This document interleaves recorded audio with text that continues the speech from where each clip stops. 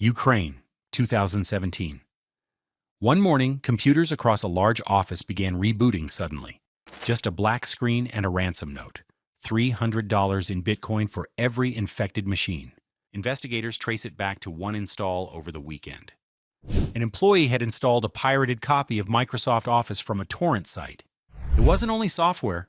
It carried a quiet remote access code that watched what people did, stole passwords and other sensitive info. When the timing was right, the attackers pushed ransomware across the network. And beyond this office in Ukraine, WannaCry swept the globe, an attack estimated to cost around $4 billion worldwide. To see how a single download could ripple this far, we have to rewind to the early 2000s, where piracy wasn't rare. It was the internet. BitTorrent carried roughly a third of global traffic. LimeWire made file sharing mainstream. And the Pirate Bay worked like a search bar for everything. Movies, music, apps, games, just a click away. At the time, the world was moving fast from physical disks to digital files. For many, downloading felt like a natural evolution. Digital goods could be copied infinitely at almost no cost. And for users, that meant instant access to whatever they wanted. By its peak, about 95% of all downloaded music came from pirated sources. Not because people wanted to break the law, but because it was simply the most convenient option available. Eventually, that same convenience drew too much attention. In 2010, the Pirate Bay was finally shut down. After years of lawsuits, raids, and government crackdowns, the entertainment industry had won. The message was clear. The free ride was over. And for a while, it seemed true. As Netflix and other streaming services rose, people gladly traded torrent files for a clean, simple subscription. Streaming made piracy feel unnecessary. Why risk malware or legal trouble when every movie and show is just a few clicks away? The system worked. Piracy traffic collapsed. The studios had found the perfect business model, or so it seemed. Then something strange happened. In late 2022, Westworld disappeared overnight. No announcement, no warning. 4 seasons, hundreds of hours of work gone from HBO Max. Westworld was a big-budget hit that helped define HBO's identity in the streaming era. The people who'd paid to access it realized a cold reality. Even when you buy digital media, you don't really own it. And when the platforms start erasing what you love, where do you turn? For millions, the answer was simple. Back to piracy. Most people never set out to pirate. They just wanted an easy, affordable way to watch, listen, or play. Because for the average viewer, it wasn't about getting something for free, it was about access. Surveys from the early 2000s backed this up. An Australian study at the height of the piracy boom found that people who pirated media were actually more likely to pay for it when it was available legally. Many of them were simply heavy consumers of content, people who wanted to watch everything, not just what was offered in their region or at full retail price. When something was easy to buy, they bought it. When it wasn't, they pirated it. Over time, faster internet and new platforms changed that. Streaming made it possible to play anything instantly, without downloading or managing files. And when subscriptions cost less than buying a single album or movie, it just stopped making sense to pirate. That felt like the golden solution. Until it wasn't. Things look very different now. There are dozens of streaming services, and every year they get a little more expensive. The movies and shows that used to live together are now split across competing platforms. And somehow, the experience keeps getting worse. Ads are back, recommendations feel off, and even single TV shows sometimes have their seasons scattered between different apps. It's no longer as easy as pressing play. These days, watching a movie often starts with a Google search, something like "Where to watch Fight Club." And even then, the answer isn't simple. You'll find it's available on some platforms like Paramount+, Fubo TV, or Disney+, but only in certain regions. In the UK or Australia, it might show up on Netflix. In other places, it's missing entirely, unless you use a VPN.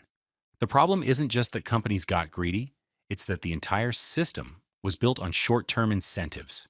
Each studio wanted to control its own content, and in doing so, they dismantled the very convenience that made streaming work in the first place.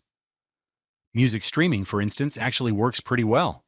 There are several platforms, Spotify, Apple Music, YouTube Music, but they all share roughly the same catalog.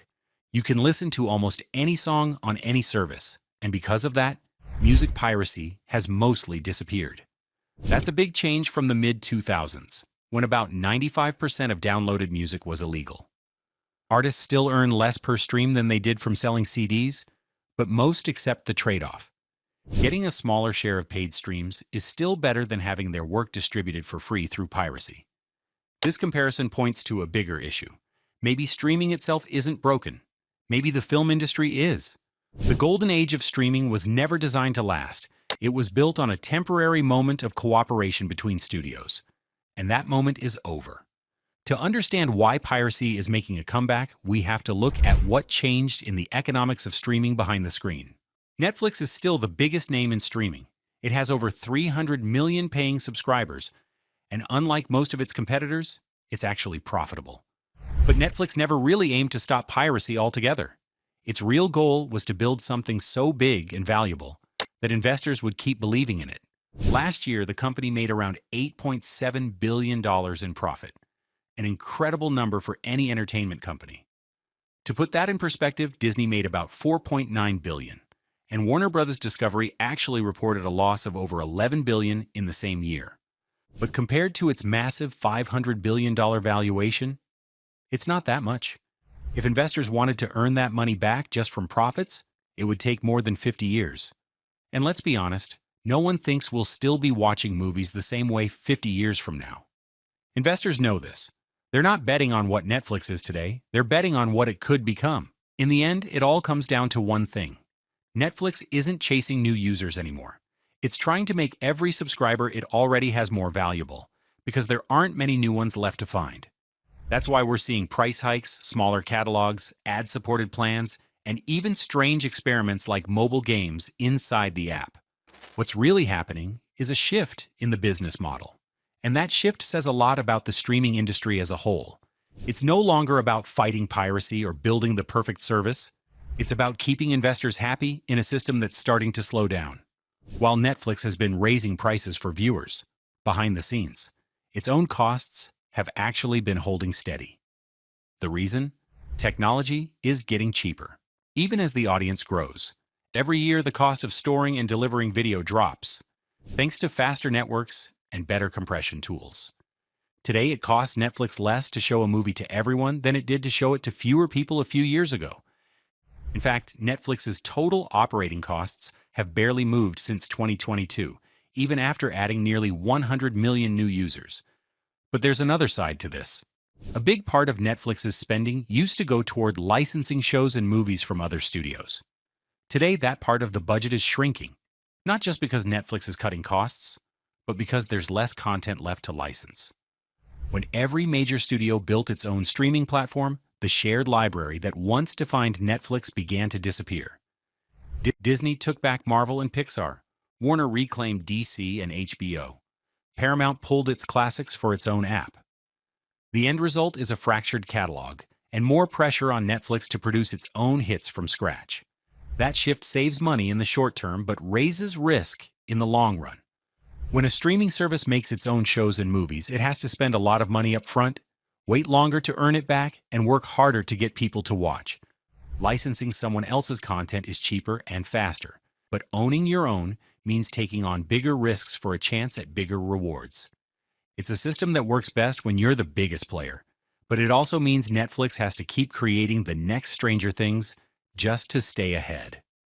For movie studios, all this couldn't be happening at a worse time. Music companies handled streaming much better, mainly because music is cheaper to make and artists have other ways to earn money. They can tour, sell merch, or license their songs to games and ads. So even if they make less from streaming, they can still make a living. Movies are a lot harder. They're expensive to make, and people aren't going to theaters as much as they used to. One of the biggest box office hits in recent years wasn't even a normal movie. It was Taylor Swift The Eras Tour, a concert film. That says a lot about how things have changed. In the past, studios could still make money back by selling DVD, but now that doesn't really exist. So, they've been betting everything on streaming, hoping it can make up for falling ticket sales. It's a risky move, These companies are worth hundreds of billions of dollars, and no one wants to admit the system might not work. But maybe there's a lesson from the music world. The music industry didn't really defeat piracy, it just made it unnecessary. Movies haven't done that yet. The truth is, movies have become too expensive for what people are willing to pay. Most audiences only go to the theater for big event movies because it costs so much. And if you wait a month, you can usually just stream it at home. Instead of adjusting, studios went in the opposite direction. They started spending even more, making giant blockbusters with massive budgets. Most of the 20 most expensive movies ever made came out in the last 10 years after streaming became popular. Even with massive ads and global releases, only about half of them earned back what they cost. Big titles like Indiana Jones, Dial of Destiny, and The Marvels ended up losing hundreds of millions of dollars. So while the music industry found a way to live with streaming, the movie industry is still fighting to survive it. There was a time when a show like Breaking Bad could quietly simmer for seasons before becoming a global hit. The same goes for Money Heist, a Spanish series that first aired on local TV before exploding in popularity on Netflix. These weren't instant blockbusters. They took time to grow, build buzz, and find devoted fans. But in today's streaming world, shows like that are becoming rare. Streaming changed how we watch, but it also changed how studios spend. A decade ago, platforms were in land grab mode, throwing money at ambitious, original stories to win subscribers. That's how we got daring shows like The Crown or Stranger Things. But that era of spend big and wait is over. Now, subscriber growth has slowed. Investors want to see profits, not just hype. And that means streamers have to spend smarter. They can't afford to invest in slow-burning series that might take years to catch on. They want hits right away, shows that grab attention, drive binging, and keep people subscribed. Put all of this together, higher prices, split catalogs, disappearing titles, and it's no surprise piracy is rising again. Visits to piracy sites climbed from about 130 billion in 2020 to roughly 216 billion in 2024. So the real question isn't why piracy is back. It's what would make the legal option feel better again, and who's willing to fix it first.